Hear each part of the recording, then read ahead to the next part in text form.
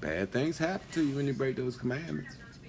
It's like the commandments are the laws of nature. If you kill somebody, you're supposed to die by the same sword, by your own sword, right?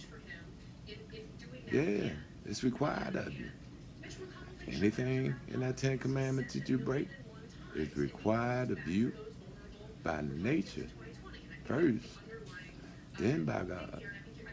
So bad things happen to you, not out of somebody's wrath and hate, but because you wrath and hated, it's your fault. But the wages of sin are death. So you still got a chance. Because it's a trip. When I pray, I don't hear nobody laughing at me to interrupt my prayer. And if you are hearing somebody laugh at you when you're trying to make your prayer, put your prayer in, or build your temple, you better concentrate, not let them break it, and get your word through. Because the way y'all intercepting prayers, that could happen to you too. The Bible tell you, you reap what you sow.